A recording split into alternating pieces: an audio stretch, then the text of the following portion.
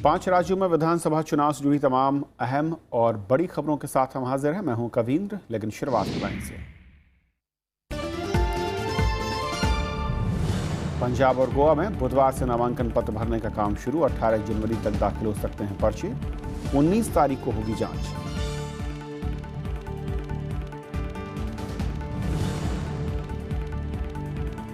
अखिलेश यादव और मुलायम की बैठक रही बेनतीजा। समाजवादी पार्टी के दोनों धड़ों को चुनाव आयोग का नोटिस। चुनाव चिन्ह पर 13 जनवरी को होगी सुनवाई।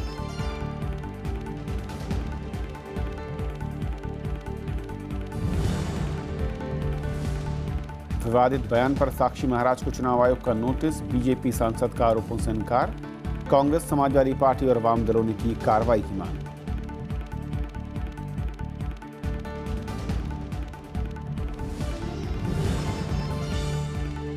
गोवा में आम आदमी पार्टी पर आचार संहिता के उल्लंघन के आरोप। बीजेपी की शिकायत के बाद चुनाव आयोग पहुंचा मामला।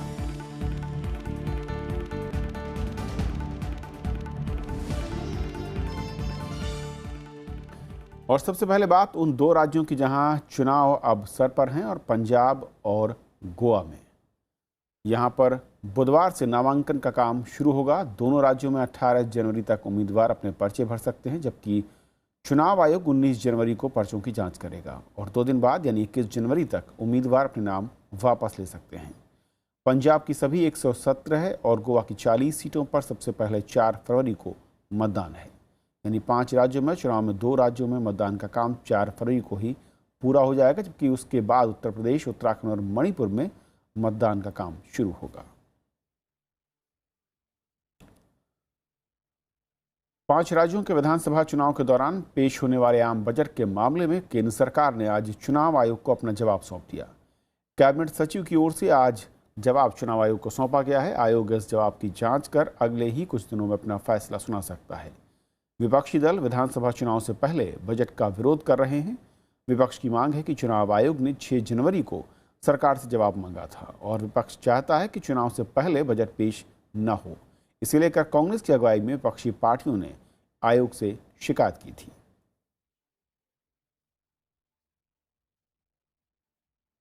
चुनाव आयोग ने 5 चुनावी राज्यों के निर्वाचन अधिकारियों को सार्वजनिक स्थानों पर लगे होर्डिंग्स और विज्ञापन से नेताओं के फोटो हटाने या फिर उन्हें ढकने के निर्देश दिए हैं। आयोग ने ये ताज़ा निर्देश अपने 12 दिसंबर 2004 के दिशा निर्देशों को दोहराते हुए दिए हैं। इसमें कहा गया है कि कोई भी राजनीतिक दल या पदाधिकारी अपने राजनीतिक दल के नेता की छवि चमकाने के लिए सार्वजनिक कोष से धन खर्च नहीं कर सकता। हालांकि ये साफ किया गया कि परिवार नियोजन या समाज कल्याण योजनाओं के होर्डिंग्स जो जनता को संदेश देते हों, उन्हें बरकरार रखा जा सकता है। इस बीच चुनाव आयुक्त बुधवार को चुनाव तैयारियों का जायजा लेने चंडीगढ़ का दौरा करेंगे।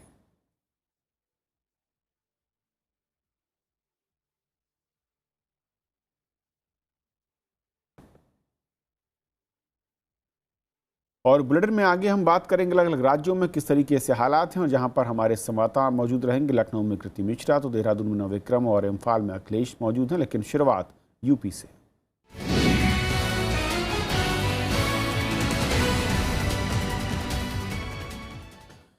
उत्तर प्रदेश में समाजवादी पार्टी में जारी विवाद सुलझने का नाम नहीं ले रहा। हालांकि आज अखिलेश यादव और मुलायम सिंह यादव के बीच बैठक हुई है। हालांकि सुलह के फार्मूले पर बात बनी या नहीं, ये अब तक साफ नहीं। लेकिन चुनाव आयोग ने दोनों ही पक्षों को अपनी बात रखने के लिए 13 जनवरी को बुलाया है। समाजवादी पार्टी के अध्यक्ष मुलायम सिंह यादव के नरम पड़ने पर मुख्यमंत्री अखिलेश यादव मंगलवार उनसे मिलने पहुंचे। बंद दरवाजे के पीछे दोनों के बीच करीब 1.5 घंटे बैठक हुई। हालांकि अखिलेश यादव मुलाकात के बाद मीडिया के सवालों का जवाब दिए बिना निकल गए, लेकिन इस मुलाकात को सुलह का रास्ता निकालने की कोशिश माना जा रहा है। साथ ही हैं नेताजी, जब संरक्षक बना के रहे हैं तो और उनका आशीर्वाद है, मुलाकातें हो रही हैं तो साथ हैं। अलग होने का क्या मतलब? जब सिंबल होगा तब ये स्थिति बनेगी। अभी तो मुलाकातें हो रही हैं तो सारे लोग आशान्वित हैं। इधर समाजवादी पार्टी और चुनाव चिन्ह पर दावे के मामले में चुनाव आयोग 13 फरवरी को दोनों पक्षों की बात सुनेगा। अखिलेश और मुलायम के दोनों खेमे आयोग के सामने अपने दस्तावेज पेश कर चुके हैं। इससे पहले सोमवार को मुलायम सिंह ने अपना रुख नरम करते हुए कहा था कि समाजवादी पार्टी में अब कोई विवाद नहीं है और अखिलेश यादव ही पार्टी की ओर से अगले मुख्यमंत्री होंगे। चुनाव के बाद अगला मुख्यमंत्री अखिलेश यादव ही होगा। दूसरी बात हम कह रहे हैं कि पार्टी की एकता के लिए पूरा प्रयास है और हमारी पार्टी एक है। जानकारों का मानना है कि इस विवाद में पार्टी को चुनाव में नुकसान हो सकता है। इलेक्शन से पहले ही अगर कुछ मुद्दे तय कर लिए जाएं तो ज़्यादा बेहतर होगा, क्योंकि अगर उन मुद्दों के साथ चलते हुए वो जाएंगे इलेक्शन लड़ने के लिए तो उनका भविष्य जो है वो अंधकारमय हो जाएगा। पिछले हफ्ते भी विवाद सुलझाने के लिए अखिलेश यादव और मुलायम सिंह के बीच हुई बैठक बेनतीजा रही थी और दोनों गुट पार्टी पर दावा करते हुए चुनाव आयोग पहुंच गए। मुलायम परिवार और पार्टी में वर्चस्व को लेकर कई महीनों से कलह चल रहा था, लेकिन 1 जनवरी को लखनऊ में हुए समाजवादी पार्टी के अधिवेशन में अखिलेश यादव को पार्टी का राष्ट्रीय अध्यक्ष बनाया गया था और मुलायम सिंह को संरक्षक की भूमिका देने पर दोनों खेमों में विवाद और बढ़ गया। शिवपाल और अमर सिंह की गैर मौजूदगी में हुई पिता और पुत्र के बीच मुलाकात को बहुत महत्वपूर्ण माना जा रहा है। हालांकि कोई कॉम्प्रोमाइज फॉर्मूला सामने उभर कर नहीं आया है। अब सबकी निगाहें इलेक्शन कमीशन के निर्णय पर है। लखनऊ से कैमरामैन शिव कुमार के साथ कृति मिश्रा, राज्यसभा टीवी।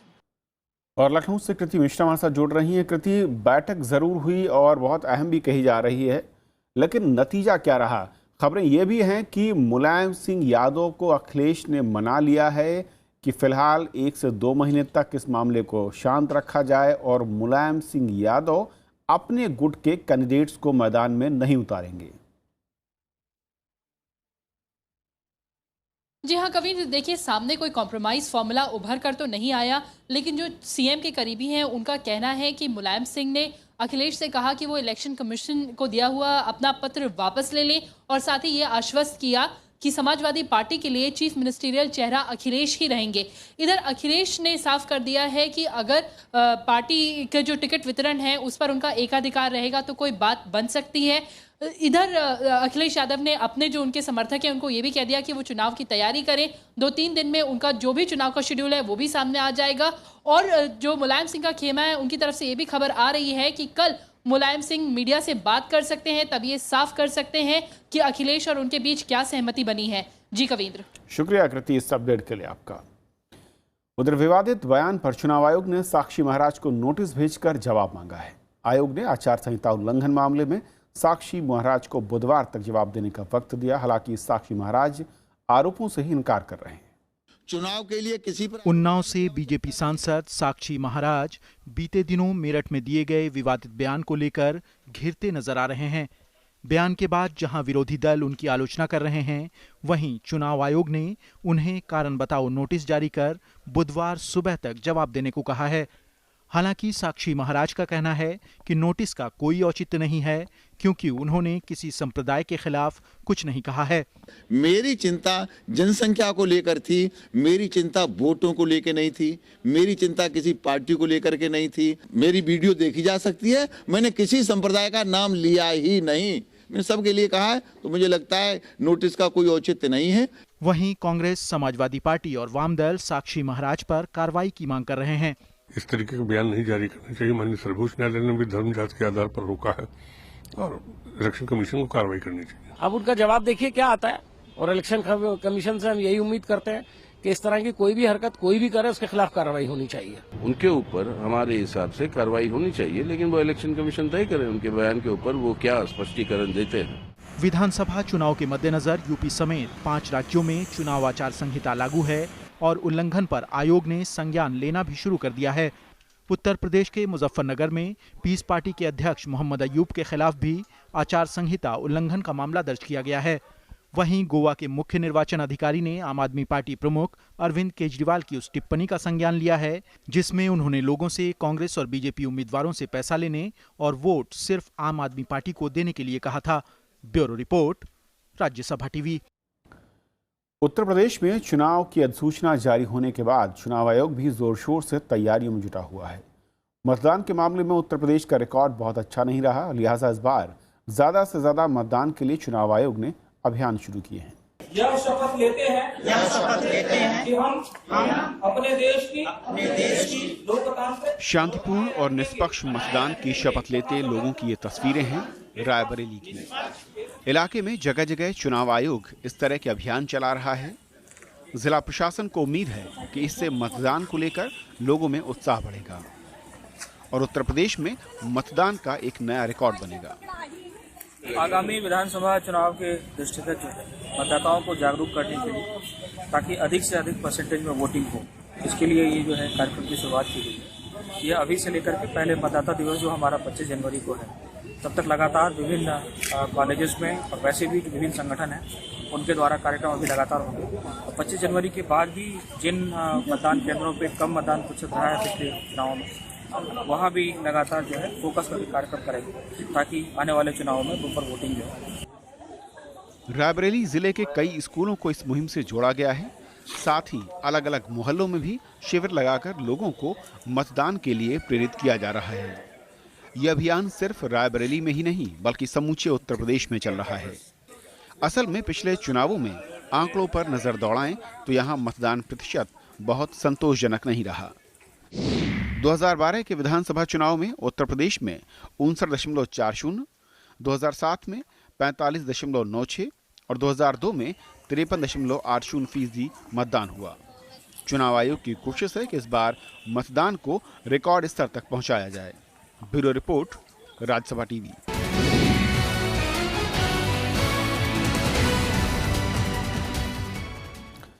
सियासी संग्राम के आगाज के साथ ही चुनावी मुद्दों का मंथन भी शुरू हो चुका है। तो उत्तराखंड की राजधानी देहरादून में युवा मतदाता शिक्षा, रोजगार, पलायन और महिला सुरक्षा को देखकर इस बार कुछ मुखर दिख रहा है। उत्तराखंड की राजधानी देहरादून में 10 विधानसभा सीटें हैं। इनमें चक्राता के दुर्गम पहाड़ी क्षेत्र से लेकर शहरिया चकाचौंध वाले मैदानी इलाके भी शामिल हैं। केंद्रीय संस्थानों की भरमार और अंतर्राष्ट्रीय शिक्षण संस्थानों की मौजूदगी ने देहरादून को मेट्रोपॉलिटन टच दे दिया है। देहरादून में यूं तो हर चुनाव में राष्ट्रीय मुद्दों के साथ ही कुछ क्षेत्रीय मसले भी रंग दिखाते हैं, लेकिन इस बार युवा मतदाता शिक्षा और रोजगार जैसे सवालों के जवाब तलाशने की कोशिश कर रहे हैं। जगह जगह सिविल लाइन खुद ये भरने का नाम नहीं ले रहे हैं। सरकार कर क्या रही है? स्वास्थ्य के प्रति किसी को लापरवाही हो रही है। आए दिन आप देखते हैं पहाड़ में तरह तरह की समस्याएं हो रही हैं। स्वास्थ्य और रोजगार का सबसे बड़ा मुद्दा है, इसको देख के हम वोट करेंगे। कॉलेज में CBCS सिस्टम लागू किया गया है। CBCS सिस्टम के तहत में स्किल के कोर्सेज आए हैं, तो उसमें हर स्किल के कोर्सेज के हिसाब से अलग से टीचर्स होते हैं स्किल के, जिसमें टीचर्स की कमी है। तो हम चाहते हैं कॉलेज में टीचर्स की कमी भी दूर की जाए। राजनीतिक दल टिकटों के बंटवारे की कवायद में जुटे हैं तो युवा वर्ग अपने मुद्दों को लेकर संजीदा है। महिलाओं से दुराचार की बढ़ती घटनाएं युवा मतदाताओं के लिए वोट डालने की कसौटी हैं। नई सरकार आने पे मैं सबसे पहले चेंजेस लाना चाहती हूँ कि लड़कियों के प्रति कुछ नया करा जाए। लड़कियाँ सुरक्षित होनी चाहिए। लड़कियाँ ऐसा नहीं है कि क्या बोलते लड़कियाँ बाहर जाओ और अनसुरक्षित हो। आजकल हमारे माँ बाप हमें बाहर क्यों नहीं भेजते? क्योंकि हम सुरक्षित नहीं होते, और हमें सुरक्षित करने के लिए सबसे पहले जो चेंजेस लाने चाहिए सरकार को। बीइंग अ स्टूडेंट मैं ये चाहती हूँ कि जो भी यहाँ पे सरकार आए वो हम यूथ के लिए हम स्टूडेंट के लिए सबसे पहले तो एजुकेशन लोन को लेके कुछ हमें प्रोवाइड करवाए। सेकंड, यहाँ पे स्किल डेवलपमेंट प्रोग्राम हम यूथ के लिए लेकर आए। थर्ड, यहाँ पे तीसरी चीज़ ये लेकर आए कि यहाँ पे स्कूल्स वगैरह ज़्यादा बने, कॉलेज वगैरह ज़्यादा बने। नेताओं की ओर से एक दूसरे पर कीचड़ उछालने की राजनीति मतदाताओं को जरा भी नहीं लुभा रही। उद्योगों की कमी वाले उत्तराखंड में बड़े बुजुर्ग भी रोजगार को बड़ा चुनावी मुद्दा मानते हैं। हमारे यहाँ अस्पताल की दिक्कत है। अस्पताल हमारे यहाँ आसपास नहीं है। 10 किलोमीटर अस्पताल है, जो वहाँ जाने में दिक्कत पड़ जाती है। दूसरा, हमारे यहाँ जो है आसपास फैक्ट्रियाँ जो अभी हैं सब में बाहर कहीं ही रोजगार दिया जाता है। यहाँ पे कुछ फैक्ट्रियाँ लगनी चाहिए ताकि ग्रामवासियों को रोजगार मिल सके। राज्य में एक ही चरण में 14 फरवरी को मतदान होना है। बर्फबारी से ठंड बढ़ने के बावजूद प्रदेश के ज्यादातर इलाकों में सियासत गर्मा रही है, लेकिन युवाओं की दिलचस्पी नेताओं के दावों में नहीं, अपने मुद्दों में है। Bureau report, Rajya Sabha TV. Uttarakhand में विधानसभा चुनाव की अधिसूचना जारी होने के साथ ही चुनावी मुद्दों ने भी जोर पकड़ लिया है। राज्य में नोटबंदी एक बड़ा चुनावी मुद्दा है। नकदी की किल्लत से किसान परेशान है और भरपूर फसल होने के बावजूद किसानों को इस बार फसल के सही दाम नहीं मिल पा रहे। ये है हरिद्वार जिले के मंगलोर कस्बे की मंडी। आमतौर पर इस सीजन में यहाँ काफी चहल पहल रहती है, लेकिन इन दिनों यहाँ इक्के दुक्के लोग ही नजर आ रहे हैं। दरअसल नोटबंदी के बाद ये व्यापारी नकद भुगतान करने की हालत में नहीं है। इसके चलते किसानों को भारी परेशानी का सामना करना पड़ रहा है। बच्चे मत ऐसा का शायद दिख राजू को, तो जैसा पहले तक सारा पैसा बैंक में जमा हो गया और बैंक पैसा देना। जो नोटबंदी है ये खुल जाए, हमको पैसा मिलने लगे, हम किसान को पैसा देने लगे, वो नकद में गन्ना गिरना चाहता है, बीज लेना है, उसको खाद लेना है, वो अपनी जरूरत में गिरता है और क्या नाम हमारा ये इनका भी काम चले, मंडी वालों का हमारा भी काम चले। किसान ही नहीं, मंडियों में काम करने वाले दिहाड़ी मजदूरों के सामने भी रोजी रोटी का संकट खड़ा हो गया है। नकदी की कमी के चलते मजदूरों को कई दिन काम नहीं मिल पा रहा। मंडी में नोटबंदी की वजह से गन्ना ये काश्तकार लोगों को पेमेंट कैश में नहीं हो पा रहा, तो जिसकी वजह से गन्ना इनको मिलने में असुविधा हो रही है। गन्ना नहीं मिल रहा है तो जिसकी वजह से गुड़ की अराइवल बहुत कम है। समस्या जी पैसों की तरफ से आ रही, नोटबंदी की तरफ से। पहले 300-400 की मजदूरी पड़ जाती है और अब जब पूरा दिन हो जाए 100 रुपए की मजदूरी नहीं पड़ रही। जब बुग्गी वालते हैं 1-2 बुग्गी आ रहे हैं, वहीं बिक रही सारी। हालांकि इस मंडी में बैंक की शाखा भी है, लेकिन इसमें 8 नवंबर के बाद से ही तकरीबन हर रोज ही नो कैश का बोर्ड लगा रहता है। बैंक अधिकारियों का कहना है कि उनके पास सीमित पैसा आता है। ब्रांच में निकासी की मांग जमा होने वाले पैसे से कहीं ज्यादा है। जो डिमांड है, डिमांड को फुलफिल करने के लिए हमारे पास उतना कैश नहीं आ पा रहा है। अब डेली बेसिस पे अगर देखिएगा तो हम लोग करीब 10 से 12 लाख जो है सो कैश डिस्ट्रीब्यूट कर रहे हैं। वो हम लोग डिवाइड करते हैं अप्रोक्स 200-250 कस्टमर सेविंग के, और करंट के हम लोग 10 to 20 कस्टमर जो आते हैं उस पर डिवाइड करते हैं, और मैक्सिमम जितना जो हो सकता है उसको एवरेज निकाल देते हैं। हमारे पास जो पैसे आ रहे हैं वो वीकली बेसिस पे आ रहे हैं हमारे पास, आरबीआई से या करेंसी चेंज से, वो हम लोग स्टॉक करके दे रहे हैं। जो रूटीन में जो पैसे घूम रहे हैं वो बहुत कम घूम रहे हैं। नोटबंदी लागू हुए 2 महीने से ज्यादा हो चुके हैं, लेकिन लोगों की मुश्किलें कम होती नजर नहीं आ रही। ऐसे में सिर्फ किसान और मजदूर ही नहीं, व्यापारी भी सरकार से खासे नाराज हैं। अगर जल्द हालात बेहतर न हुए तो उत्तराखंड विधानसभा चुनाव में नोटबंदी एक बड़ा मुद्दा बन सकती है। नवविक्रम सिंह, राज्यसभा टीवी, हरिद्वार। और इस वक्त हमारे साथ उत्तराखंड के मंगलौर से नवविक्रम सिंह जुड़ रहे हैं, जिनकी रिपोर्ट भी हमने देखी। नवविक्रम, आपकी रिपोर्ट में हमने देखा कि किस तरीके से नोटबंदी के बाद किसान परेशान हैं, लेकिन क्या ये परेशानी उन्हें चुनावी मतदान के दरमियान झलकेगी, उनके वोट में गणित बिगाड़ सकती है पार्टियों का? जी बिल्कुल, अगर नोटबंदी के मुद्दे पर बात करें तो ये पूरी तरीके से सियासी समीकरण बदल सकती है, क्योंकि जो किसान हैं इस समय गन्ने की फसल, अगर यहाँ के मैदानी इलाकों की बात करें तो गन्ने की फसल कट रही है, गुड़ आ रहा है मंडियों में, और वो गुड़ किसानों को कैश चाहिए, आड़तियों के पास कैश उपलब्ध नहीं है। ऐसे में किसान बड़ी मुश्किलों का सामना करना पड़ रहा है, क्योंकि उसके पास जो नकद की सबसे बड़ी समस्या है, और हाल के दिनों में ये ठीक होती नहीं दिख रही, और चुनाव सर पर हैं। ऐसे में जरूर ये एक बड़ा असर दिखा सकती है। इसके अलावा जो नोटबंदी है वो बाकी इलाकों में भी, क्योंकि यहाँ के जो पहाड़ी इलाके हैं वहाँ काफी दूर पर एटीएम है। ऐसे में पहाड़ी इलाकों में भी नोटबंदी का काफी असर देखने को मिल सकता है। जी कविंद्र, शुक्रिया नवविक्रम, यहाँ से ताज़ा अपडेट देने के लिए आपका। और अब बात पंजाब की।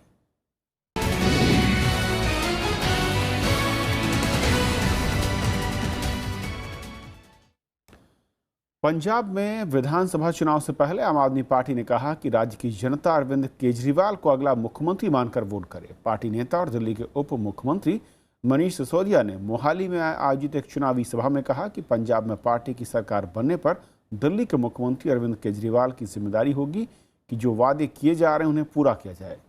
मनीष ने दावा किया कि राज्य की जनता आम आदमी पार्टी का खुले दिल से सहयोग कर रही है। पंजाब तो यही मान के वोट करें कि अरविंद केजरीवाल को मुख्यमंत्री बनाने के लिए वोट दे रहे हैं। मैं इसीलिए कहा कि जो भी वादे पूरे कर रहे हैं, अरविंद केजरीवाल ऐसे नहीं भागेंगे। पंजाब के लिए जो जो वादे करें वो पूरे करवाएंगे। एक आदमी मुख्यमंत्री बनेगा, आम आदमी मुख्यमंत्री बनेगा। पंजाब का मुख्यमंत्री ऐसा होगा जो नशा नहीं फैलाएगा।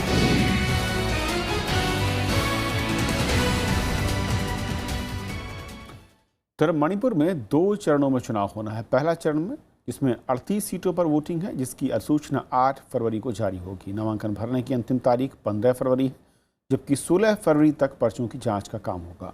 18 फरवरी नामांकन वापस लेने की तारीख होगी। पहले चरण की सीटों पर 4 मार्च को वोटिंग होगी। मणिपुर में दूसरे चरण में 22 सीटों पर वोट डाले जाने हैं, जिसके लिए 11 फरवरी को सूचना है कि 18 फरवरी नामांकन की आखिरी तारीख होगी और 20 फरवरी तक नामांकन पत्रों की जांच होगी। 22 फरवरी तक नाम वापस लिए जा सकेंगे, जिसके बाद दूसरे चरण के लिए 8 मार्च को वोटिंग होगी और वोटों की गिनती यहां पर 11 मार्च को ही होगी। अखिलेश नुमान हमारे साथ जुड़ रहे हैं, हमारे संवाददाता इम्फाल से इस वक्त। अखिलेश, अगर मणिपुर की बात करें तो जो बाकी 4 राज्य हैं वहां से काफ़ी कुछ तस्वीर अलग दिखती है, मुद्दों के लिहाज से भी देखें और भौगोलिक लिहाज से भी। किस तरीके का परिवर्तन या फिर राजनीति का अलग टेम्परामेंट यहाँ आपको नजर आ रहा है इस चुनावी रणनीति में?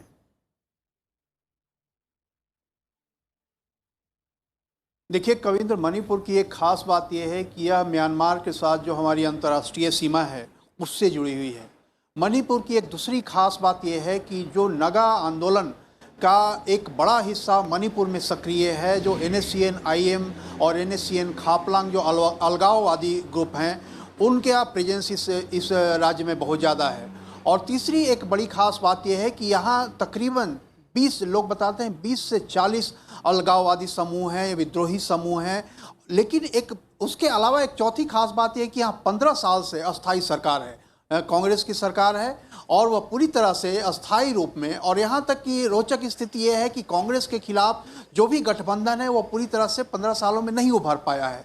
लेकिन एक समस्या यहाँ की ये है कि यह पिछले कई दिनों से करीबन 2 महीने हो गए यहाँ NSCN के कुछ गुटों ने यहाँ ब्लॉकेट कर रखा है, जिससे मणिपुर में सामान की आवाजाही पर काफ़ी अंकुश लग गया है। जो एक समय नेपाल में आपने समस्या देखी हुई कि मधेसियों के ब्लॉकेट के कारण नेपाल की तरफ सामान नहीं जा पा रहे थे, उसी तरह मणिपुर में अभी जो नगा कुछ समूह हैं उनके ब्लॉकेट के कारण मणिपुर के शेष भागों में सामान की आवाजाही बहुत कम हो गई है। तो इस तरह की तस्वीर है मणिपुर में। लेकिन एक तरह से कहें कि मणिपुर ने आज़ादी के बाद भारत में विलय स्वीकार किया था, 1949 में भारत में विलय स्वीकार किया था और उसके बाद लगातार मणिपुर भारत के पूरे लोकतांत्रिक समाज से, लोकतांत्रिक पूरी परंपरा से जुड़ा हुआ है। और सबसे एक रोचक बात यह है कि मणिपुर में इतने आदिवासी समूह हैं, तरह तरह की संस्कृतियां हैं, तरह तरह के जो कहें कि इस बार देखना होगा कि क्या एक स्थायी सरकार मणिपुर को मिलती है या फिर जो एक तरीके से कहें वहां पर राजनीतिक उठापटक है वो एक बार फिर से सामने आएगी। बहुत शुक्रिया आपका वहां से ताजा अपडेट देने के लिए। और अब रुख गोवा का।